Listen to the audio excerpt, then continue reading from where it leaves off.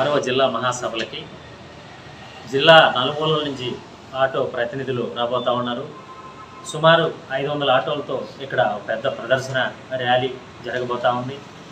ఈ యొక్క ర్యాలీలో జిల్లాలో ఉండే నలుమూలల మండలాల నుంచి వచ్చే ఆటో కార్మికులు అధిక సంఖ్యలో పాల్గొని ఏదైతే ప్రభుత్వాలు ఆటో కార్మికుల్ని ఏ విధంగా ఎండగడుతున్నాయనే దాని మీద ఈ యొక్క మహాసభలో చర్చించబోతా ఉన్నాం.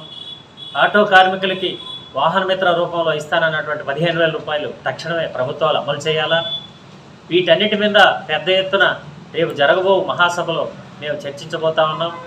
ఈ యొక్క మహాసభకి రాష్ట్ర కార్యదర్శి కామ్రేడ్ ముజఫర్ అహ్మద్ గారు వస్తూ ఉన్నారు.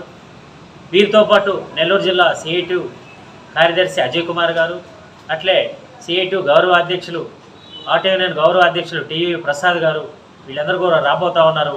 ఈ మహాసభలు జయప్రదానికి ఆటో కార్మికులు తమ వంతు ర్యాలీలో పాల్గొని ఈ యొక్క ప్రదర్శనలో అదేవిధంగా మహాసభను జయప్రదం చేయవలసిందిగా కోరుకుంటూ ఈ యొక్క కార్యక్రమాన్ని ఇంతతో విరమిస్తున్నాం. రాజా, నెల్లూరు జిల్లా ఆటో కార్మిక సంఘం జిల్లా అధ్యక్షులు.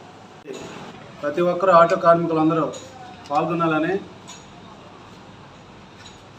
దీంతో పాటు మన బుచ్చిరెడ్డిపాలెంలో జరిగే జిల్లా మహాసభలకి ముఖ్య అతిథులుగా మన Buchireddypalem municipal chairperson Morla Supraja madam గారు, మరియు మన బుచ్చిరెడ్డిపాలెం సబ్ ఇన్స్పెక్టర్ సిఏ గారు ఏ శ్రీనివాస్ రెడ్డి గారు,